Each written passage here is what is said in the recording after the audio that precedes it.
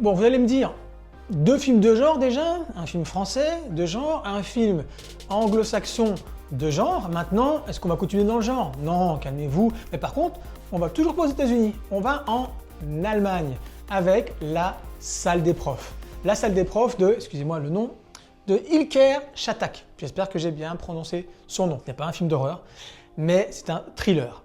Et c'est très important de dire ça dès le début parce que, voyant le titre, voyant même l'affiche, on peut se dire que ça va être un énième film pour nous parler de l'école, de comment le système scolaire va mal, comment les enseignants ne sont pas assez considérés, mal rémunérés, etc. Que socialement, voilà, le vivre ensemble n'existe pas non plus dans ces écoles. Que nenni, ce n'est pas du tout le genre de film que vous allez voir.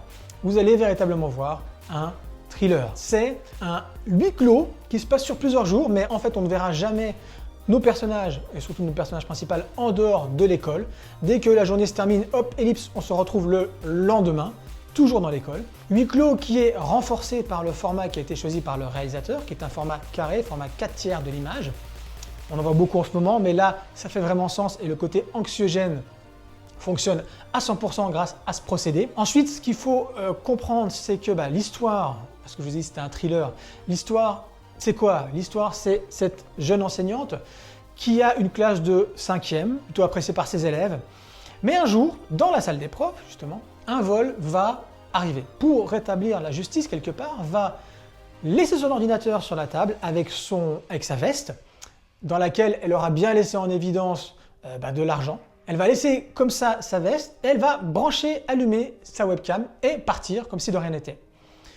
Elle revient et en regardant les rushs qu'elle a pu filmer avec sa webcam, elle se rend compte qu'une personne est effectivement venue voler dans son blouson. Sauf que on ne voit que la chemise de la personne, on ne voit pas sa tête. L'ambiance dans la salle des profs va dégénérer, ça va gangréner même les élèves qui vont vouloir rétablir la justice de façon plutôt maladroite. En fait, c'est un film sur les maladresses et comment, malgré de bonnes intentions, on peut se tromper et au final complètement détruire notre microcosme. Et le film se termine sur un plan, on ne sait pas si on doit rire, on ne sait pas si on doit pleurer, mais en tout cas qui vous glace le sang.